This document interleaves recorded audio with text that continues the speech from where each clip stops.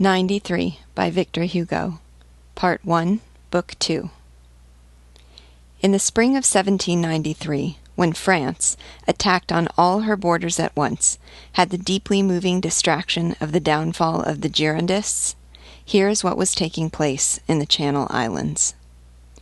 At Jersey, about an hour before sundown, on the evening of June 1st, a corvette set sail from the solitary little bay of Bonne Nuit, in that kind of foggy weather which is favorable to flight, because it makes sailing dangerous. This ship was manned by a French crew, but she was part of the English flotilla assigned to keep watch off the eastern tip of the island.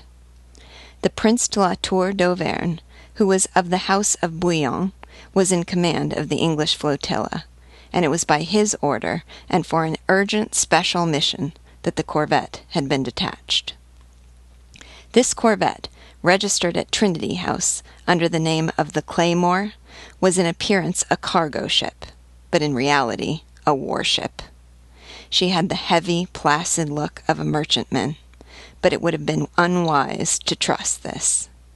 She had been built for two purposes, cunning and strength, to deceive if possible, to fight if necessary. For the mission she had to perform that night, the cargo in the betweendecks had been replaced by 30 carronades of heavy caliber. Either from fear of a storm or because of a desire to give the ship an innocent appearance, these 30 carronades were securely fastened from inside by triple chains, and their barrels were pressed against the plugged hatches. Nothing could be seen from outside. The gun ports were stopped up. The hatch covers were closed. It was as though the corvette had put on a mask. Ordinary armed corvettes have cannons only on the upper deck. This one, made for surprise attack and ambush, had an unarmed upper deck and was constructed, as we have just seen, in such a way as to be able to carry a battery between decks. The Claymore was a squat, bulky ship, but a good sailor nevertheless. She had the most solid hull of any ship in the English Navy, and in battle she was worth nearly as much as a frigate, even though for a mizzen she had only a small mast with a spanker sail. Her rudder, of a rare and skillfully designed shape, had an almost unique curved frame, which had cost £50 sterling in the dockyard of Southampton. The crew, all French, was composed of refugee officers and sailors who had deserted. These men had been carefully selected. There was not one of them who was not a good sailor, a good soldier, and a good royalist. They had the triple fanaticism of the ship, the sword, and the king. Half a battalion of Marines, who could be landed if necessary, were incorporated into the crew. The captain of the corvette Claymore was the Chevalier of Saint Louis, the Count du Bois-Berthelot, one of the best officers of the old Royal Navy. The executive officer was the Chevalier de la Vieuville, who had been in command of the company of French guards in which Hoche was a sergeant. The pilot was Philip Gaqual, the most skillful shipmaster in Jersey. It was evident that the ship had some unusual mission to perform. A man who had just come on board showed every sign of entering into an adventure.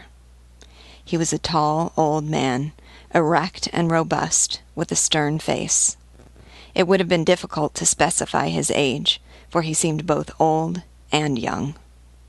He was one of those men who are full of years and strength, who have white hair on their heads and lightning in their eyes. He was 40 from the standpoint of vigor, 80 from the standpoint of authority. As he stepped on board the corvette, his sea cloak blew open and revealed that beneath it he was wearing a pair of loose breeches of the kind known as bras-goubrats, top boots, and a goatskin jacket, one side of which was tanned and embroidered with silk, while the other was covered with wild, bristly fur. These ancient jackets were the complete costume of the Breton peasant. They served two purposes, being worn on holidays as well as working days, for they could be turned to show either the furry or the embroidered side. They were goat skins during the week and gala costumes on Sunday.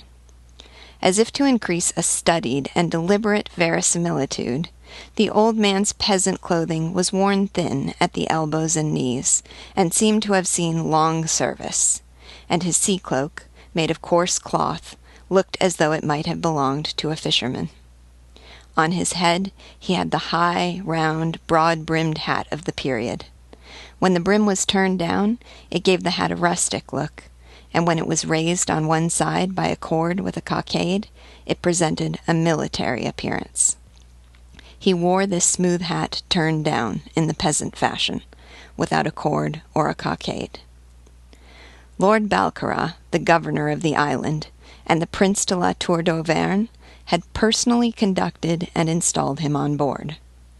The secret agent of the princes, Gélambre, a former bodyguard of the Count d'Artois, had supervised the arrangement of the old man's cabin, and although he himself was a nobleman, he had carried courtesy and respect to the point of taking his suitcase and walking behind him.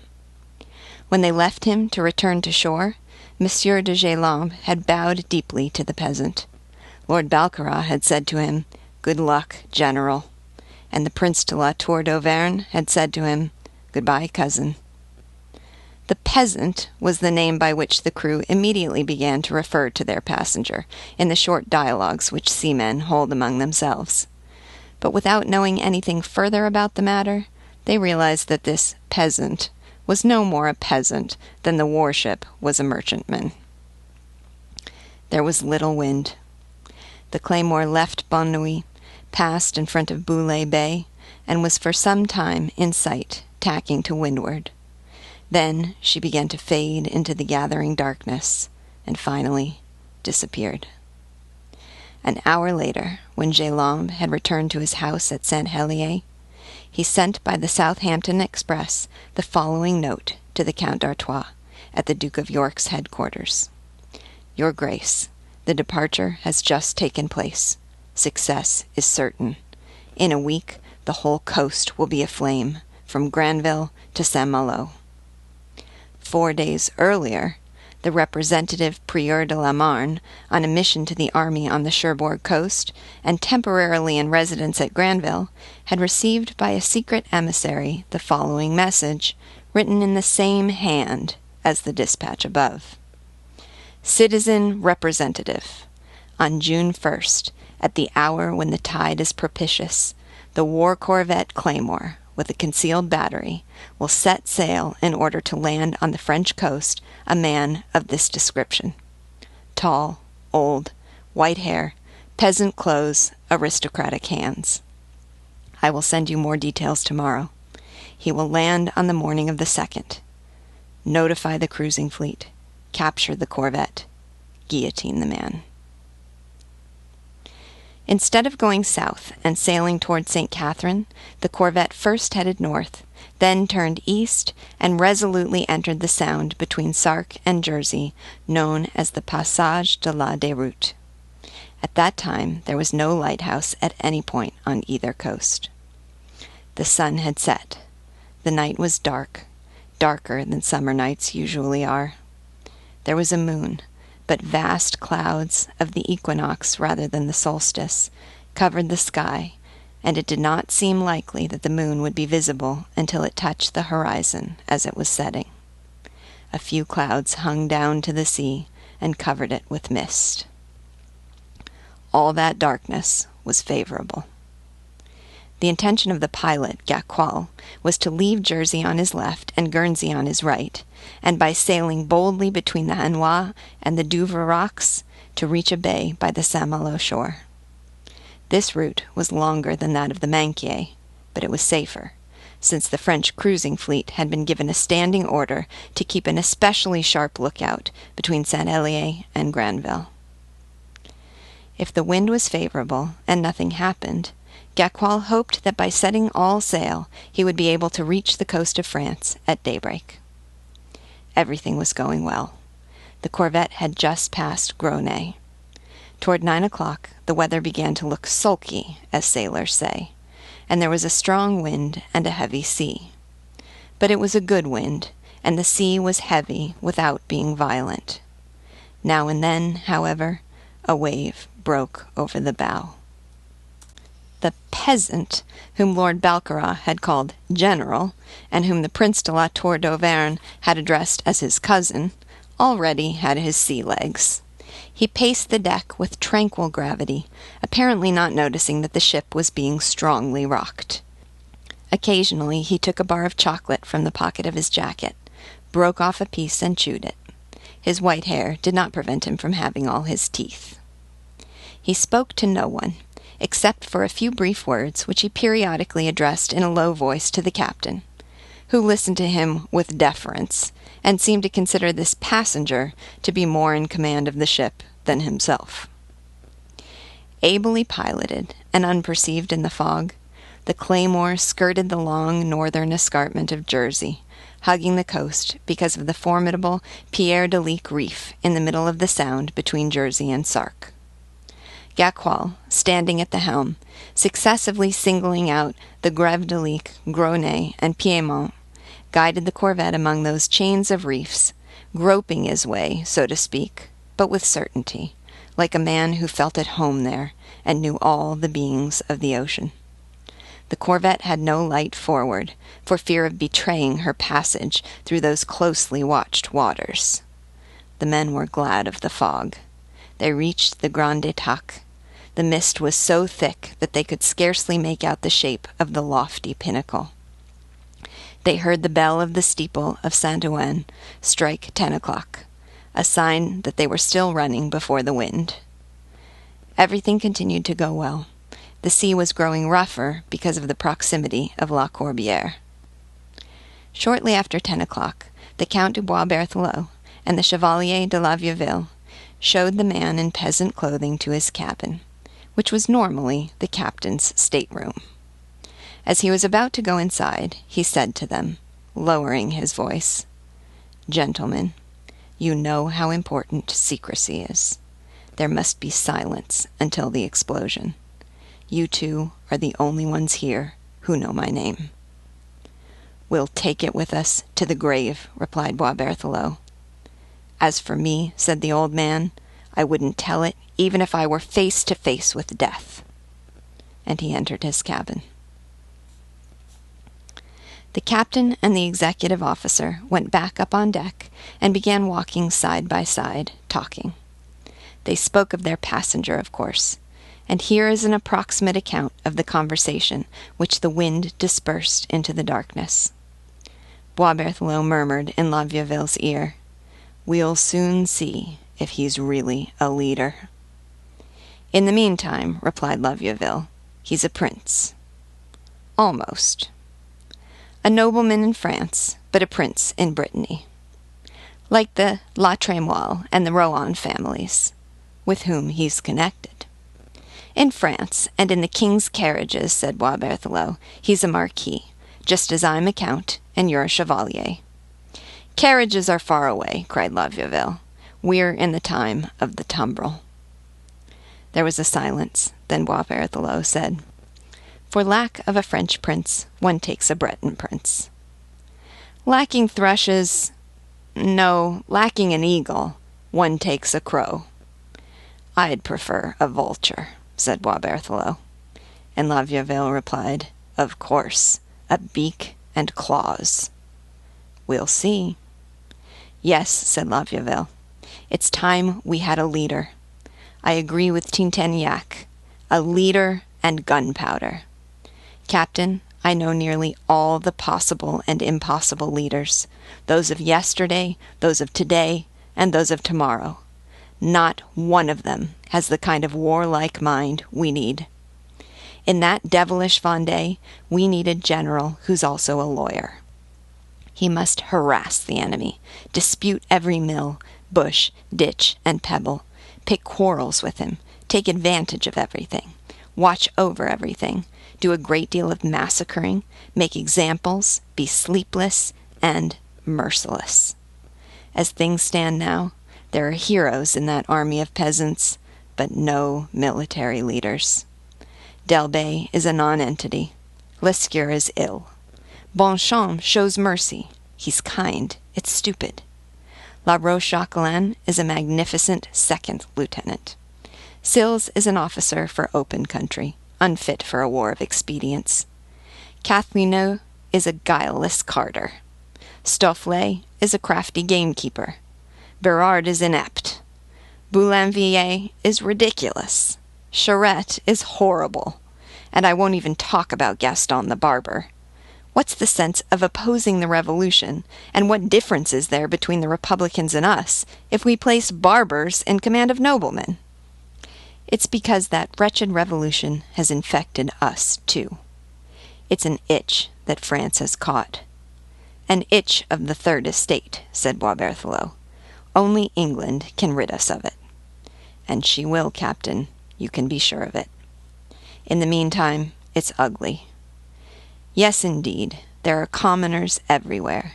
The monarchy, which has Stofflet, Monsieur de Maulevriers' gamekeeper, as a commanding general, has no need to envy the Republic, which has Pache, the son of the Duc de Castries' porter, as a minister. What strange adversaries this war in Vendée makes. On one side, there's Santerre the brewer. On the other, Gaston the barber.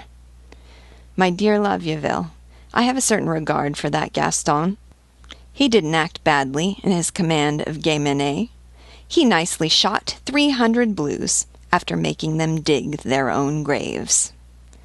Good for him, but I could have done it as well as he. Of course, and so could I. Great acts of war, said La Vieuville, require nobility in the man who performs them. They're matters for knights, not for barbers. Still, there are some estimable men in that Third Estate, said Boisberthelot. Take Joly the clockmaker, for example. After being a sergeant in the Flanders regiment, he became a commander in Vendée.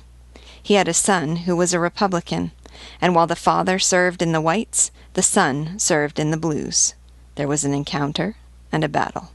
The father captured his son and blew his brains out. He's a good one, said La Vieuville. A royalist Brutus, replied Boisberthelot. That doesn't alter the fact that it's intolerable to be commanded by a Coquereau, a Jean-Jean, a Moulin, a Foucart, a Beaujeu, a Choupe. My dear Chevalier, there's the same anger on the other side. We're full of commoners, they're full of noblemen. Do you think the sans-culottes enjoy being commanded by the Count de Conclos, the Viscount de Miranda, the Viscount de Beauharnais, the Count de Valence, the Marquis de Custine, and the Duc de Biron? What a hodgepodge! And the Duc de Chartres! Son of Egalité! Ah, when will he be king? Never. He's rising toward the throne. He's aided by his crimes. And hindered by his vices, said Boisberthelot. There was another silence. Then he went on. Still, he tried to bring about a reconciliation. He came to see the king.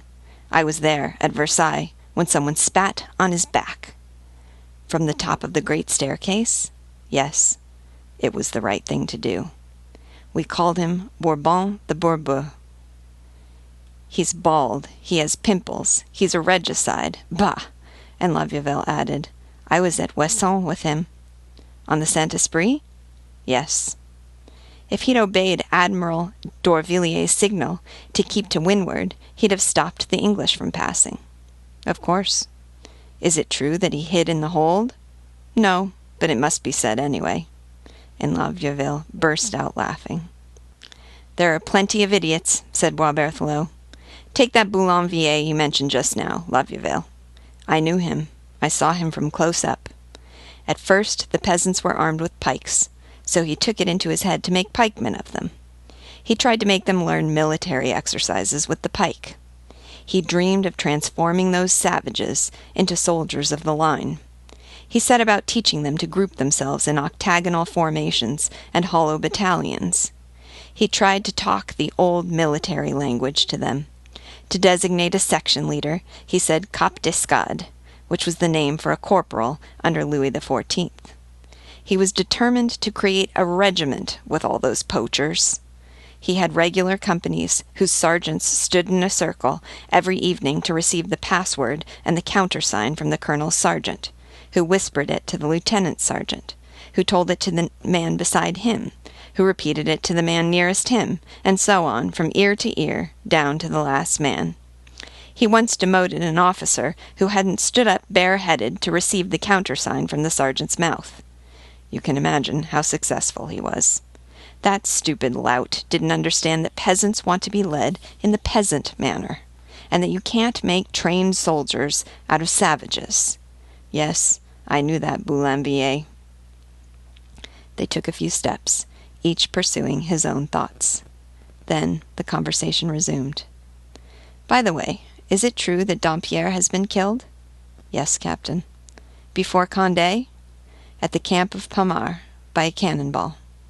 Boisberthelot sighed. The Count de Dampierre. Another one of us who was one of them. Bon voyage, said La Vieuville.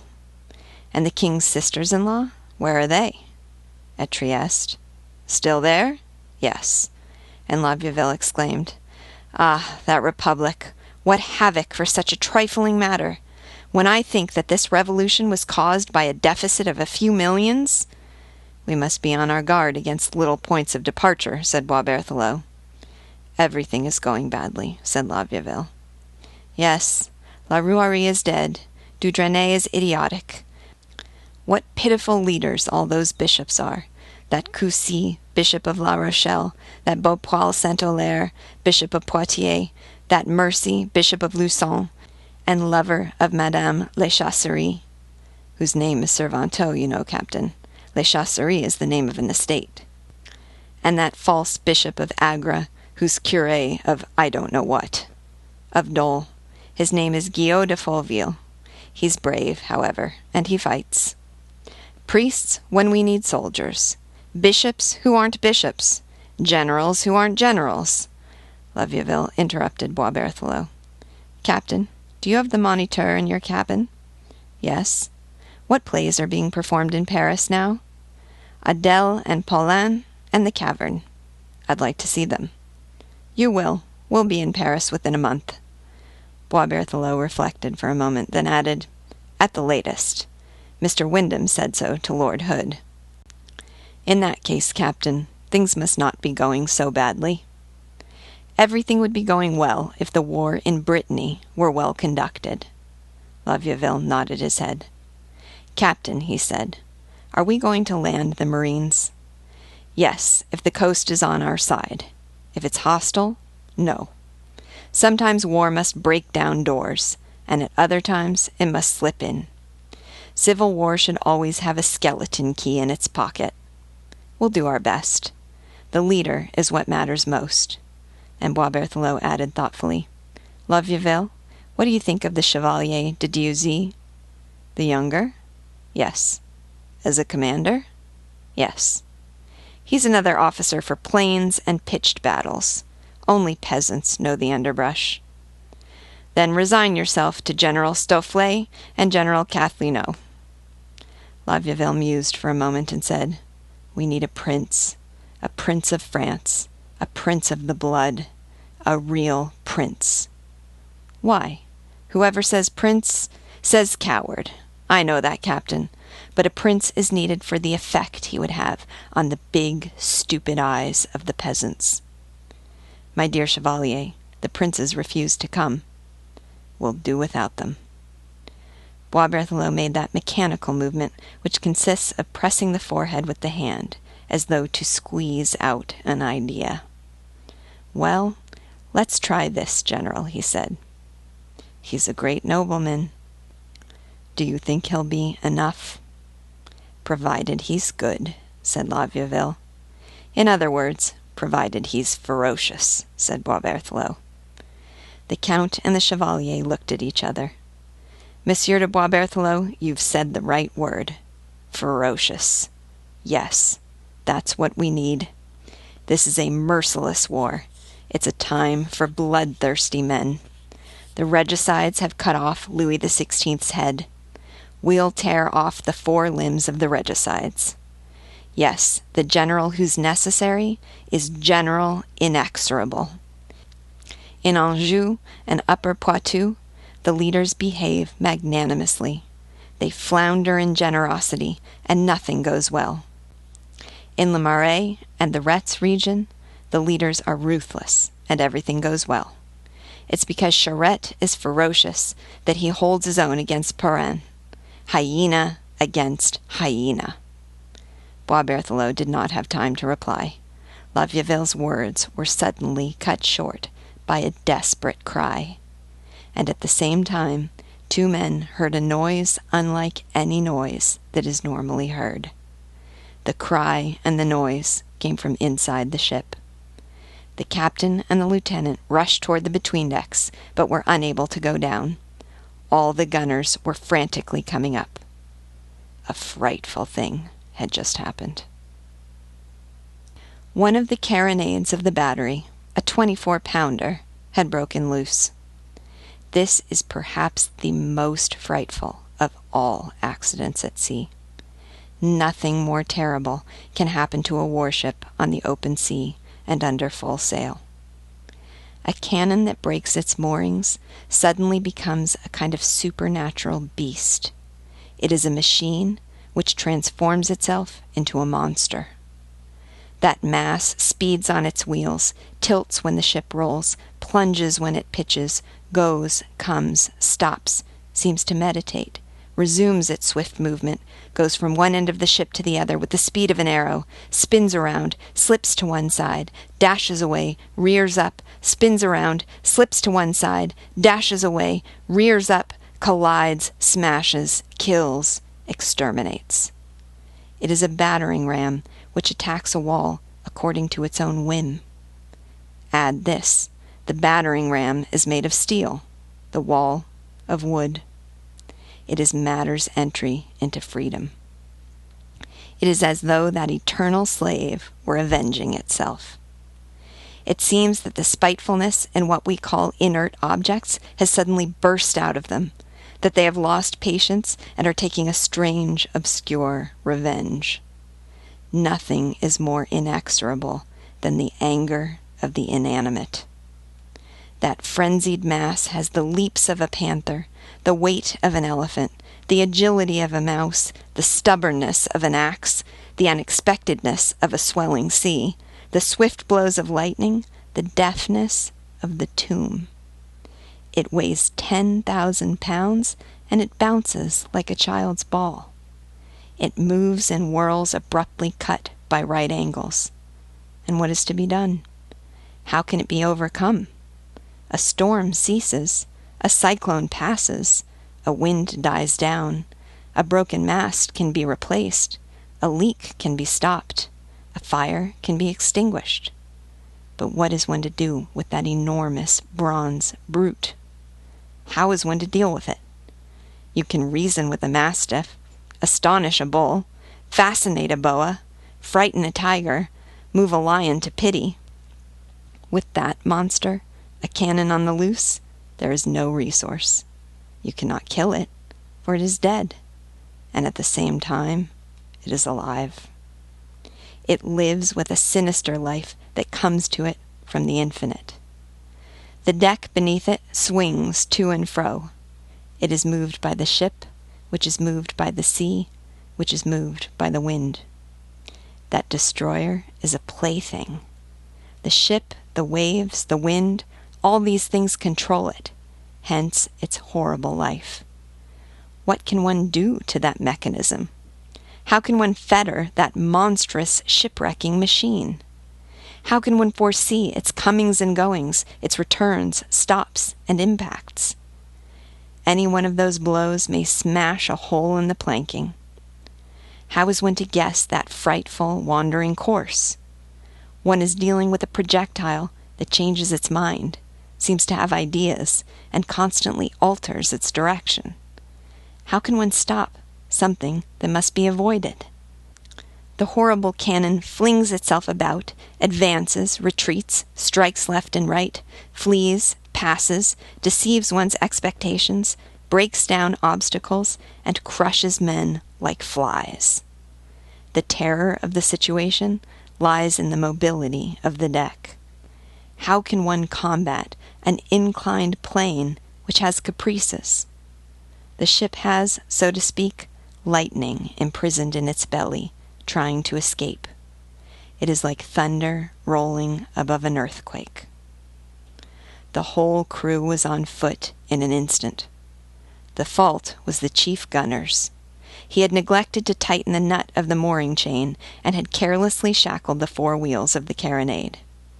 This had given play to the supporting plank in the slide, set the two plates at variance, and finally parted the breeching. The drag rope had broken, so that the cannon was no longer secure on its carriage. Fixed breeching, which prevents recoil, was not yet in use at that time. When a heavy wave struck the gun port, the loosely attached carronade had moved back, snapped its chain, and begun wandering formidably around the between-decks. To have an idea of this strange sliding, imagine a drop of water running over a pane of glass. When the moorings broke, the gunners were on the battery deck.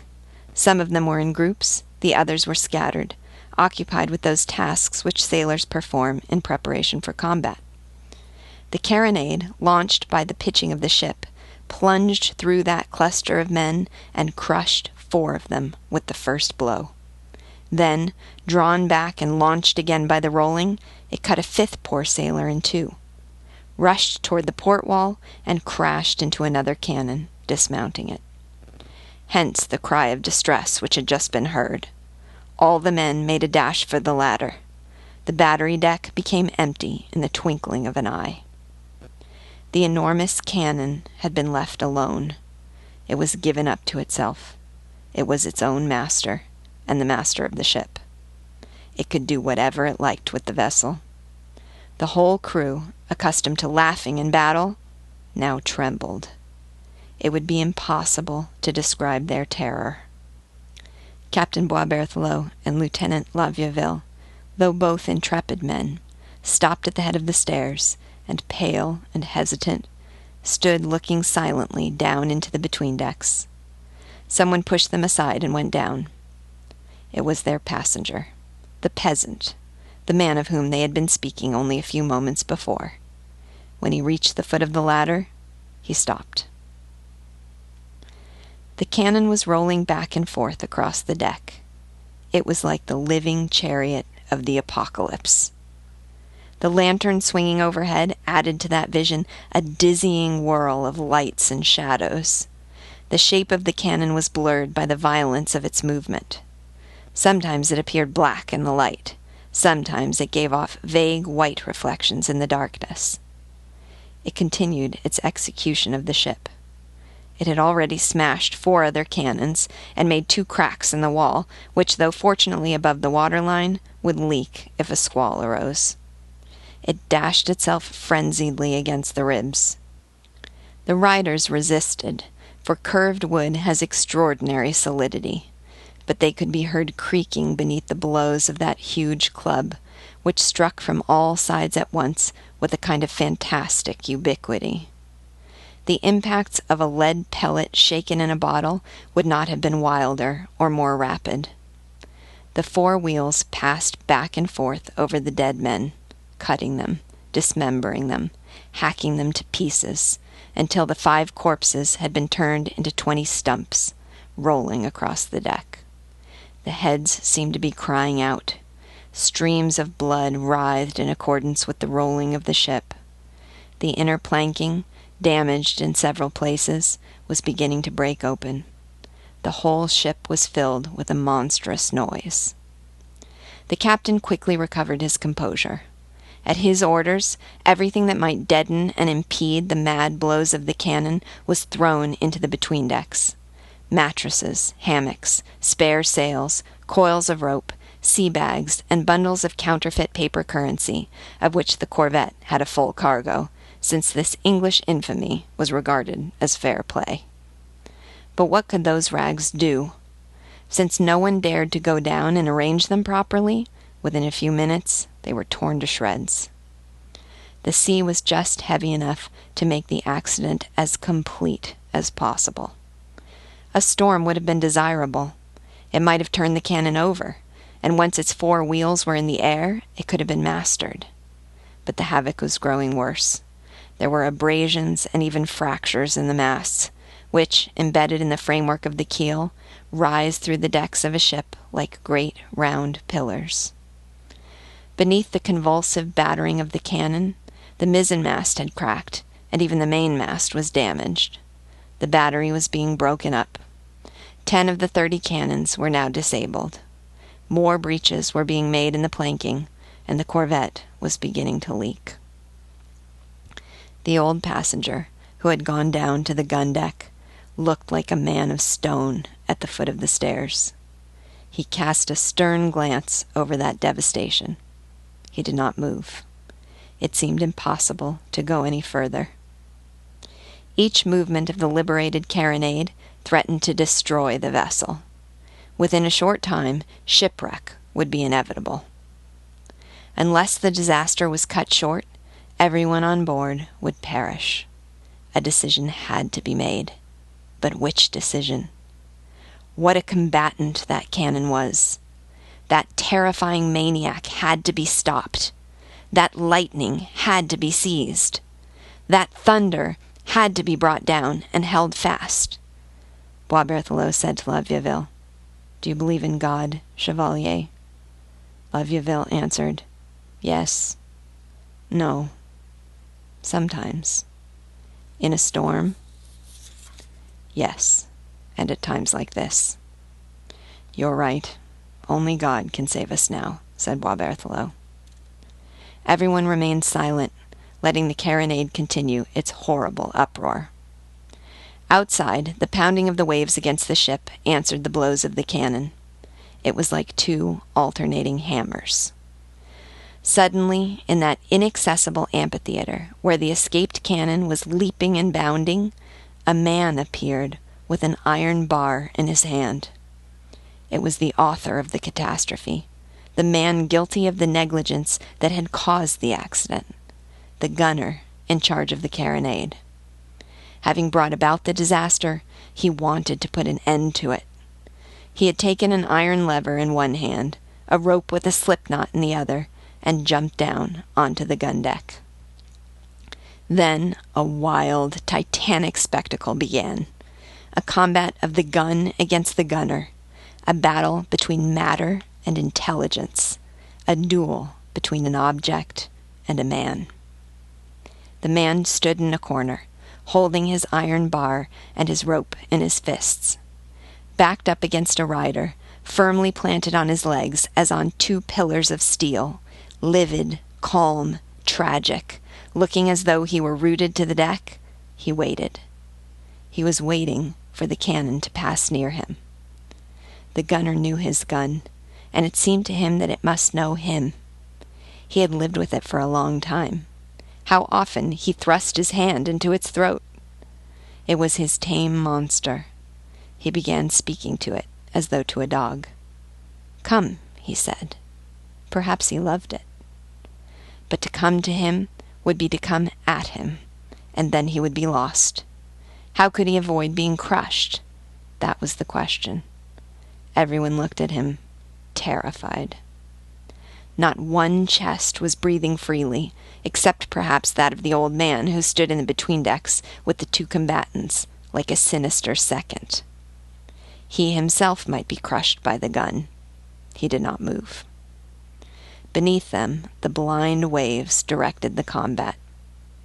At the moment when, accepting that frightful hand-to-hand struggle, the gunner went forward to challenge the gun, the movement of the sea happened to make it stay still for an instant, as though stupefied. "Come on," he said to it. It seemed to listen. Suddenly, it leapt toward him. He slipped aside. The struggle began, an extraordinary struggle, the fragile grappling with the invulnerable. A gladiator of flesh attacking a beast of bronze. On one side, force. On the other, a soul. It all took place in semi-darkness. It was like an indistinct vision of a wonder. A soul. Strangely enough, the cannon seemed to have one too, but a soul of hatred and rage. That blindness appeared to have eyes. The monster acted as though it were watching the man. There was cunning in that mass, or at least one might have thought so. It, too, was waiting to choose its moment. It was like some sort of gigantic metal insect which had, or seemed to have, the will of a demon. Occasionally, that colossal grasshopper would strike the low ceiling, then fall back down on its four wheels like a tiger on its four paws, and begin rushing at the man again. Lithe, agile, and adroit, he twisted and turned like a snake before all those lightning-swift movements. He avoided all encounters, but the blows he dodged struck the ship and continued to demolish it. A piece of broken chain remained attached to the carronade. This chain had somehow wrapped itself around the breech screw. One end of it was fastened to the carriage. The other, unattached, swung wildly around the cannon, exaggerating all its abrupt changes of direction. The screw held it like a clenched hand, and the chain, adding its lash strokes to the blows of the battering ram, made a terrible whirlwind around the cannon, an iron whip in a bronze fist. That chain complicated the combat. The man fought, nevertheless. Sometimes it was even the man who attacked the cannon. He crept along the planking, holding his bar and his rope. The cannon appeared to understand, and fled as though it had sensed a trap. The man, formidable, pursued it. Such things cannot last long. The cannon suddenly seemed to say to itself, "Come, it's time to finish this," and it stopped. One could feel the end approaching. The cannon, as if in suspense, seemed to have, or had, for it was a conscious being to everyone present, a fierce premeditation. Suddenly it rushed toward the gunner. He stepped aside, let it pass, and shouted to it, laughing, "Try again!" The cannon, as if in a fury, broke a carronade on the port side, then, seized again by the invisible sling that held it, flung itself to starboard toward the man, who escaped. 3 carronades collapsed beneath the thrust of the cannon. Then, as though blind and not knowing what it was doing, it turned its back on the man, rolled forward, cracked the stem, and made a breach in the planking of the bow. The gunner had taken refuge at the foot of the stairs, a few paces from the watching old man. The gunner held his iron bar at rest. The cannon appeared to perceive him, and without bothering to turn around, backed toward him with the abruptness of an axe stroke. Driven against the side of the ship, the man seemed to be lost. The whole crew uttered a cry. But the old passenger, motionless until now, sprang forward with greater rapidity than any of those fierce movements. He had picked up a bundle of counterfeit paper currency, and at the risk of being crushed, he succeeded in throwing it between the wheels of the carronade. This decisive and perilous action would not have been performed with more skill and precision by a man trained in all the exercises described in Duracell's book on the handling of naval cannons. The bundle acted as a buffer. A pebble can stop a block of stone. A tree branch can turn an avalanche. The carronade stumbled. The gunner, seizing this desperate chance, plunged his iron bar between the spokes of one of the rear wheels. The cannon stopped. It tilted. The man tilted it still further by using his bar as a lever. The heavy mass turned over with the sound of a falling bell. The man dashed up to it, streaming with sweat, and passed the slip knot over the bronze neck of the overthrown monster. It was ended. The man had conquered. The ant had overcome the mastodon. The pygmy had captured the thunderbolt. The Marines and the sailors clapped their hands. The whole crew hurried to the cannon with cables and chains, and in an instant it was firmly secured. The gunner saluted the passenger. "Sir," he said to him, "you have saved my life." The old man had resumed his impassive attitude and did not answer. The man had conquered, but it could be said that the cannon had conquered also. Immediate shipwreck had been avoided, but the corvette had not been saved. The damage to the vessel seemed irreparable. There were 5 breaches in the planking, including a very large one in the bow. 20 of the 30 carronades were lying on their cradles. The carronade which had been captured and rechained was also disabled. The breech screw was jammed, and it was therefore impossible to aim the gun. The battery was reduced to 9 cannons. The hold was leaking. It was necessary to set about repairing the damage immediately and to start the pumps working. The between-decks, now that it was possible to look at it, was frightening to see. The inside of a mad elephant's cage could not have been more thoroughly demolished. However great the necessity for the corvette to remain unseen, there was a still more pressing necessity: immediate emergency repairs. The deck had been lighted by a few lanterns placed here and there along the sides. Meanwhile, during the whole time this tragic diversion had lasted, the crew had been so absorbed by the question of life or death that they had little awareness of what was happening outside the corvette. The fog had thickened. The weather had changed. The wind had been driving the ship at will. They were off course, within sight of Jersey and Guernsey, farther south than they ought to be. They now found themselves in a stormy sea. Big waves rolled up to place dangerous kisses on the gaping wounds of the corvette. The rocking of the sea was threatening. The breeze was turning into a strong north wind. A squall, perhaps a storm, was arising. It was impossible to see more than 4 waves ahead. While the crew was hastily and summarily repairing the damage to the between-decks, stopping the leaks, and putting back into position the guns that had escaped the disaster, the old passenger had gone up on deck. He stood with his back against the mainmast. He had not noticed a movement that had taken place on board the ship. The Chevalier de la Vieuville had ordered the Marines to line up on either side of the mainmast, and at the sound of the boatswain's whistle, the sailors working in the rigging stood up on the yardarms. The Count du Bois Berthelot advanced toward the passenger. Behind the captain walked a haggard, panting man whose clothes were in disorder, but who looked satisfied. It was the gunner, who had just so opportunely shown himself to be a tamer of monsters, and who had gotten the better of the cannon.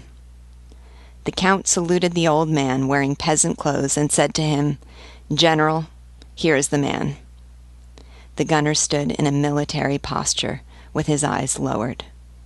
The Count du Bois Berthelot went on, "General, considering what this man has done, don't you think there's something for his commanders to do?"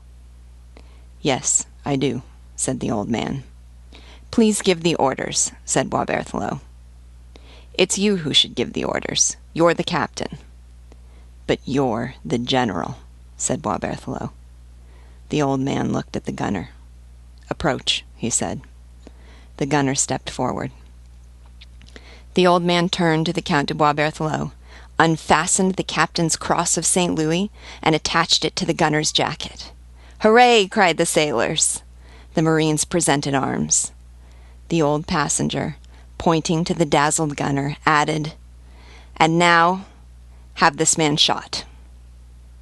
The cheering was succeeded by stupefaction. Then, in the midst of a silence like that of the tomb, the old man raised his voice. "One man's negligence has endangered this ship. At this very moment, she may be lost.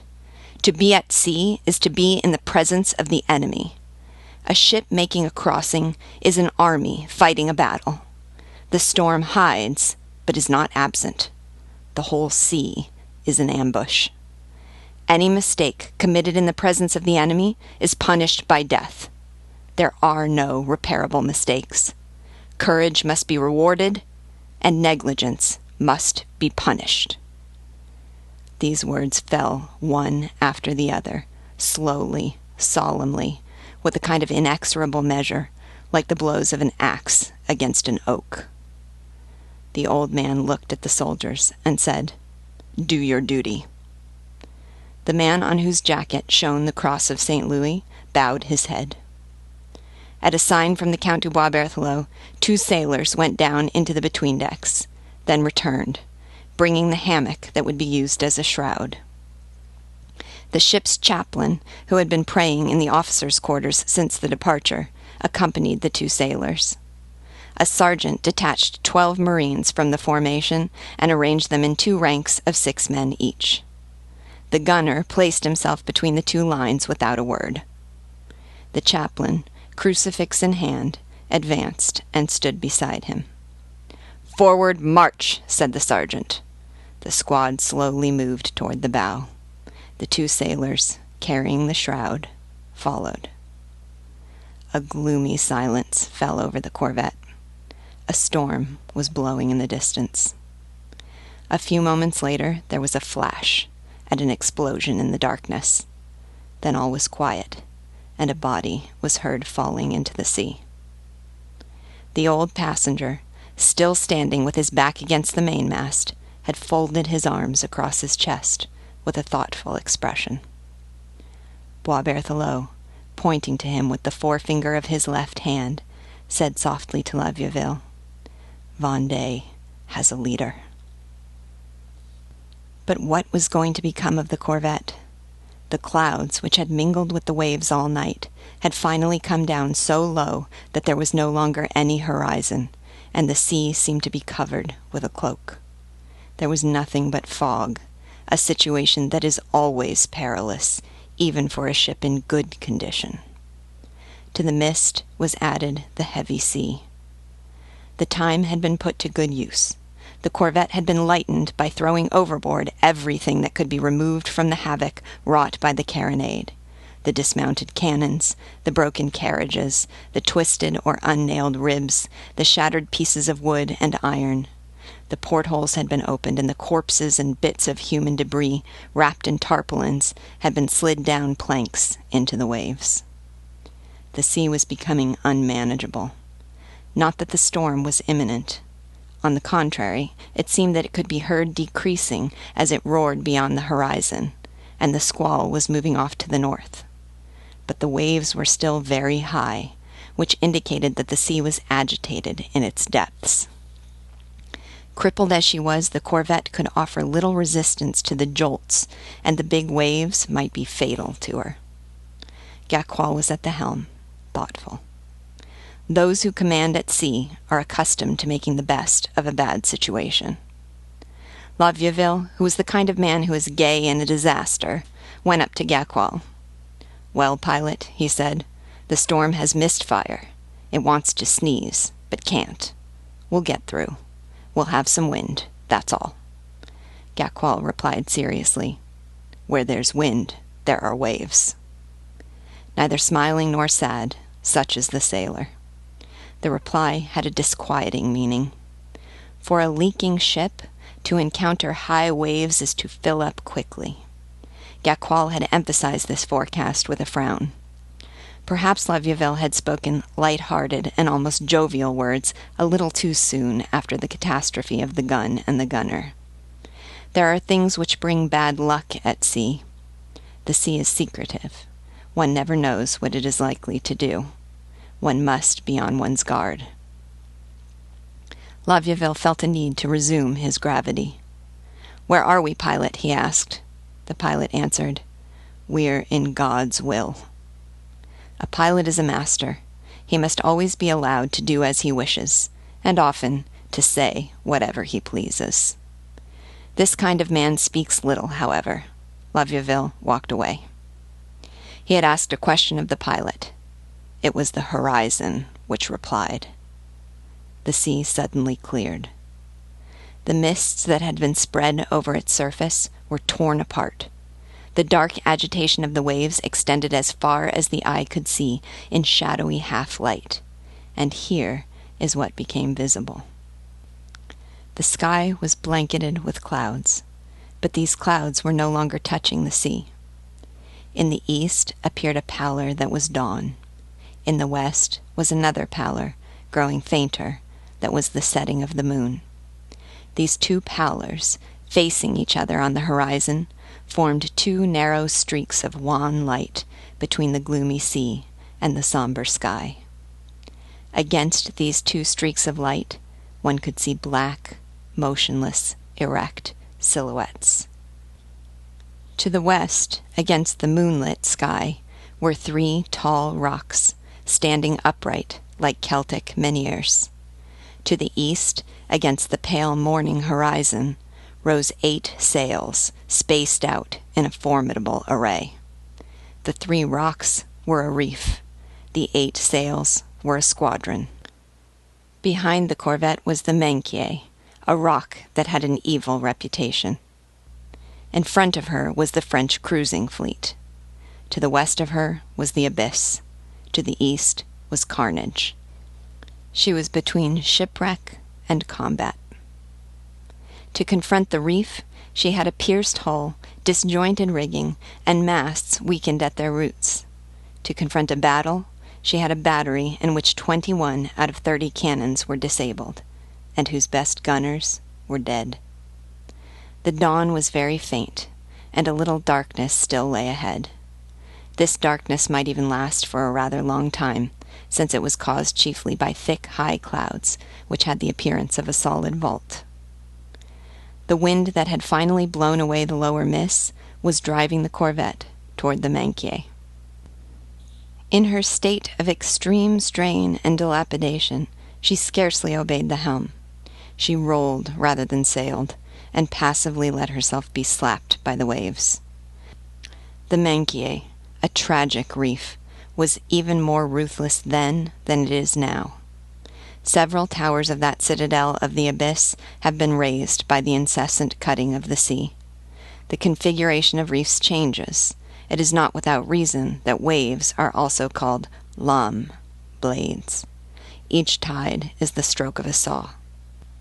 In those days, to strike the Menkié was to perish. As for the cruising fleet, it was the squadron of Cancale, which later became famous under the command of Captain Duchesne, whom Lesquinio called Father Duchesne. The situation was critical. During the frenzy of the carronade, the corvette had drifted off course, unknown to those on board, and moved toward Granville rather than Saint-Malo. Even if she had been able to sail, the Menkié would still have barred her return toward Jersey, while the cruising fleet prevented her from reaching France. There was no storm, but, as the pilot had said, there were waves. The sea, rolling beneath a stiff wind and above a rough bottom, was savage. The sea never says immediately what it wants. There is everything in its depths, even trickery.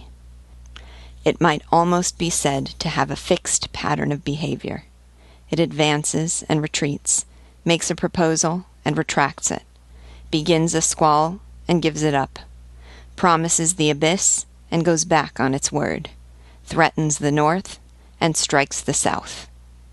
All night long, the corvette Claymore had had fog and the fear of a gale. The sea had just contradicted itself, but in a ferocious manner. It had suggested a storm and brought forth a reef. This still meant shipwreck, in another form. And to destruction by the rocks was added extermination by combat. One enemy complemented the other. La Vieuville laughed valiantly and cried out, "A shipwreck here and a battle there. Our luck is holding out in both directions." The corvette was by now little more than a wreck. In the wan diffused light, in the blackness of the clouds, in the mysterious wrinkling of the waves, there was a sepulchral solemnity. Except for the blowing of the hostile wind, all was still. Catastrophe was rising majestically from the depths. It was more like an apparition than an attack. Nothing stirred among the rocks. Nothing moved on the ships. There was a kind of colossal silence. Were the men on the corvette dealing with something real? It was as though a dream were passing over the sea. Such visions appear in legends. The corvette was, so to speak, between a demon reef and a phantom fleet. The Count de Boisberthelot gave orders in a low voice to La Vieuville, who went down to the gun deck. Then the captain took his telescope and went aft to stand beside the pilot. Gaqual's whole effort was to keep the corvette headed into the waves, for she would inevitably have capsized if she had been struck from the side by the wind and the sea. "Where are we, pilot?" asked the captain. "Off the Minquier." "On which side?" "The bad one." "What's the bottom?" "Loose rocks." "Can we moor broadside on?" "We can always die," said the pilot. The captain turned his telescope to the west and examined the Minquier. Then he turned it to the east and studied the ships in sight. The pilot went on, as though talking to himself. "There's the Minquier. It's a resting place for the Pewit gulls when they leave Holland, and for the big, black-backed gulls." Meanwhile, the captain had counted the ships. There were indeed 8 vessels correctly deployed, raising their warlike profiles above the water. In the center was the tall shape of a 3-decker. The captain questioned the pilot. "Do you know those ships?" "Of course," replied Gaqual. "What are they?" "They're the squadron." "Of France?" "Of the devil." There was a silence. The captain went on. "Is the whole cruising fleet there?" "Not all of it." On April 2nd, Valazé had announced to the convention that 10 frigates and 6 men-of-war were cruising in the Channel. The captain recalled this. "That's true," he said. "The squadron is composed of 16 ships, and there are only 8 here.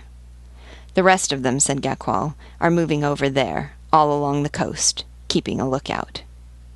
Looking through his telescope, the captain murmured, "1 3-decker, 2 first-class frigates, 5 second-class ones."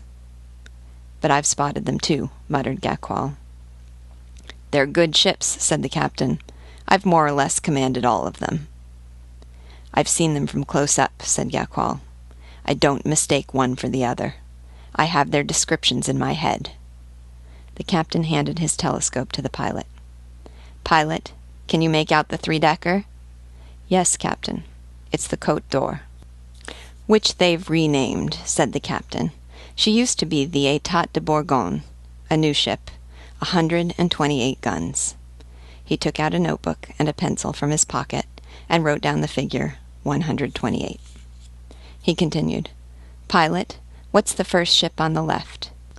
"The Expérimenté, a first-class frigate, 52 guns. She was fitted out at Brest 2 months ago." The captain wrote the figure 52 in his notebook. "Pilot," he said, "what's the second ship on the left?" "The Dryade, a first-class frigate, 40 18-pounders. She's been to India. She has a fine naval record." And he wrote the figure 40 below the figure 52. Then, raising his head, "Now on the right." "Captain, they're all second-class frigates. There are 5 of them." "What's the first one after the 3-decker?" "The Resolute, 32 18-pounders. And the second?" "The Richemont, same armament. And the next?" "The Athée, atheist. An odd name to go to sea with. And next?" "The Calypso. Next, the Preneuse. 5 frigates with 32 guns each." The captain wrote 160 below the first figures. "Pilot," he said, "do you recognize them clearly?" "Yes, captain, and you know them well," replied Gaqual. "To recognize is something. To know is better." The captain's eyes were fixed on his notebook. He was adding up figures, mumbling between his teeth. 128, 52, 40, 160. Just then La Vieuville came up on deck again. "Chevalier," the captain cried out to him, "we're facing 380 cannons." "So be it," said La Vieuville. "You've just come from an inspection, La Vieuville. Exactly how many guns do we have that are capable of firing?" 9. "So be it," Boisberthelot said in his turn. He took the telescope from the pilot's hands and looked at the horizon. The 8 silent black ships seemed motionless, but they were growing larger. They were approaching imperceptibly. La Vieuville saluted. "Captain," he said, "here is my report. I mistrusted this corvette Claymore from the start. It's always annoying to embark suddenly on a ship that doesn't know you, or doesn't like you. An English ship is a traitor to the French. That damned carronade has proved it. I've inspected the ship. Good anchors. They're not made of impure iron. They're forged from bars joined under a drop hammer. The anchor rings are solid. Excellent cables, easy to pay out, regulation length, 120 fathoms. A good supply of ammunition. 6 gunners dead. 171 rounds per gun. Because there are only 9 guns left," murmured the captain. He pointed his telescope at the horizon. The squadron was still slowly approaching. Carronades have one advantage. 3 men are enough to handle them. But they have one drawback. They do not shoot as far or as accurately as cannons. It was therefore necessary to let the squadron get within range of the carronades. The captain gave his orders in a low voice. Silence fell over the ship. No signal was given to prepare for battle, but the preparations were made. The corvette was no more in condition to fight against men than against the waves. The crew did the best they could with that remnant of a warship. In the gangway, near the tiller ropes, they piled up all the spare hawsers and tow ropes for strengthening the masts if necessary. The station for wounded men was put in order. In accordance with naval procedure of the time, padded cloth was hung above the deck, which provides protection against bullets, but not against cannonballs. Gauges were brought for checking the diameter of the balls. It was a little late for this, but no one had foreseen so many incidents. Each sailor received a cartridge pouch and put a pair of pistols and a dagger in his belt. They folded their hammocks, pointed the carronades, prepared the muskets, laid out the axes and grappling irons, made ready the stores of balls and powder bags, and opened the powder magazine. Each man took his post. Everything was done without a word, as though in the room of a dying man. It was rapid and gloomy. Then they moored the corvette broadside on. She had 6 anchors, like a frigate. All 6 of them were lowered. The sheet anchor forward, the kedge anchor aft, the flood anchor toward the open sea, the ebb anchor toward the reef, the small bower to starboard, and the best bower to port. The 9 carronades, still in working order, were all placed on one side, facing the enemy. The squadron had also completed its maneuvers, with equal silence. The 8 ships were arranged in a semicircle, of which the Manquier formed the chord. The Claymore, enclosed in that semicircle, and held fast by her own anchors, had her back to the reef, that is, to shipwreck. It was like a pack of hounds around a wild boar, silent, but showing their teeth. It seemed that each side was waiting for the other. The Claymore's gunners were at their guns. Boisberthelot said to La Vieuville, "I'd like to be the one to open fire." "A coquette's pleasure," said La Vieuville. The passenger had not left the deck. He had been watching everything, impassively. Boisberthelot walked up to him and said, "Sir, the preparations have been made. We are now holding fast to our grave. We won't let go. We're prisoners of either the squadron or the reef. We have no choice but to yield to the enemy or founder on the rocks. One resource is left to us: to die. It's better to fight than to be wrecked. I'd rather be shot than drowned. As far as death is concerned, I prefer fire to water. But dying is our affair, not yours. You're the man chosen by the princes. You have a great mission: to direct the war in Vendée. Without you, the monarchy might be lost, so you must live. Our honor is to stay here. Yours is to go. You're going to leave the ship, General. I'm going to give you a man and a boat. It's not impossible to reach shore by a roundabout course. It's not daylight yet. The waves are high, and the sea is dark. You'll escape. There are cases when to flee is to conquer." The old man gravely nodded his stern head. The Count de Boisberthelot raised his voice. "Marines and sailors," he cried. All movement stopped, and from every point of the ship, faces turned toward the captain. He continued, "The man who is among us represents the king. He has been entrusted to us. We must save him. He is necessary to the throne of France.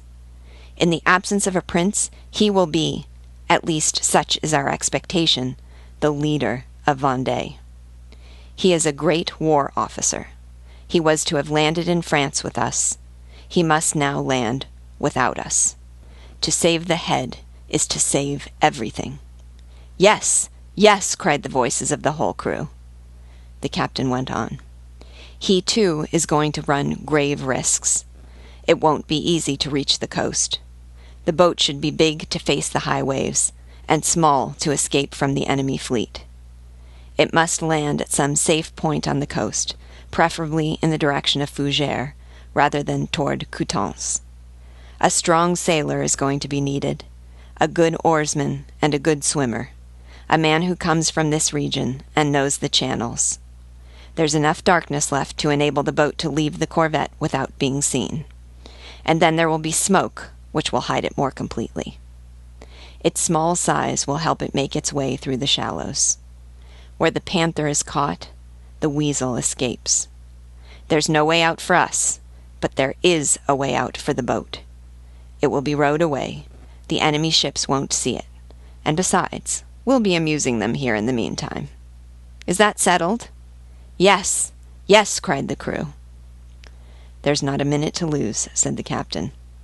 "Is there a man who will volunteer?" A sailor stepped out of the ranks in the darkness and said, "I will." A short time later, one of those small boats which are known as gigs and are reserved for the captain's own use moved away from the ship. In this boat there were 2 men, the old passenger in the stern, and the sailor who had volunteered in the bow. The night was still very dark. In accordance with the captain's instructions, the sailor was rowing vigorously toward the Minquier.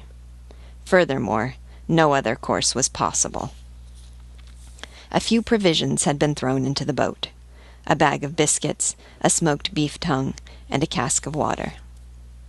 Just as the gig touched the sea, La Vieuville, bantering even in the face of doom, leaned over the rudder post of the corvette and laughingly called out this farewell to the boat: "It's good for escaping and excellent for drowning." "Sir," said the pilot, "let's not joke any more." The departure was made quickly, and there was soon a good distance between the corvette and the boat. The wind and waves were in the oarsman's favor, and the boat fled swiftly, rocking in the semi-darkness and hidden by the high folds of the waves. A kind of somber expectation hung over the sea. Suddenly, amid that vast and tumultuous silence of the ocean, arose a voice which, magnified by the megaphone as by the brazen mask of ancient comedy, sounded almost superhuman. It was the voice of Captain Boisberthelot. "Marines of the king," he cried, "nail the white flag to the mainmast. We are about to see our last sunrise." And the corvette's guns were fired. "Long live the king!" cried the crew. Then, from the horizon, came another cry, immense, distant, confused, yet distinct. "Long live the Republic!" At a noise like the sound of 300 thunderbolts burst from the depths of the ocean. The battle had begun. The sea became covered with smoke and fire.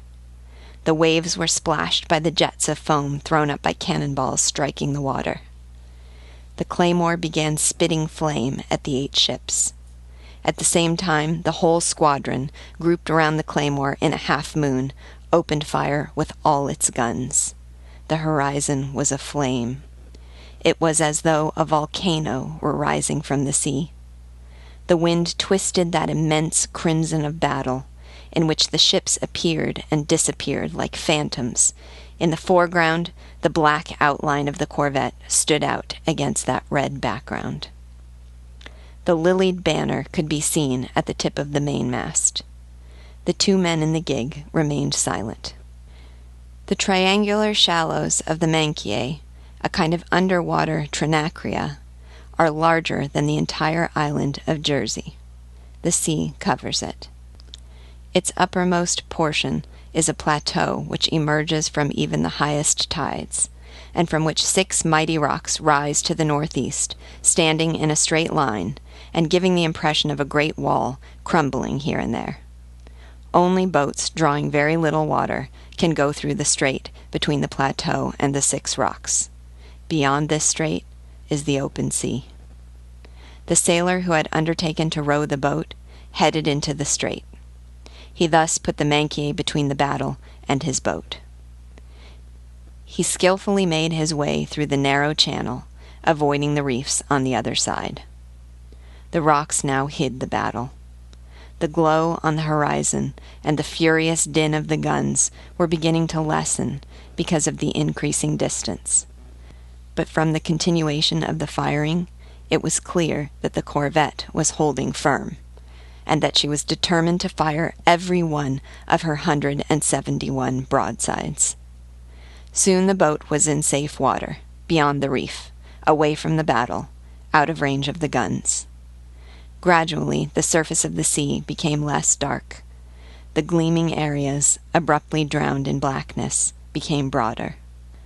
Complicated networks of foam were shattered into flashes of light.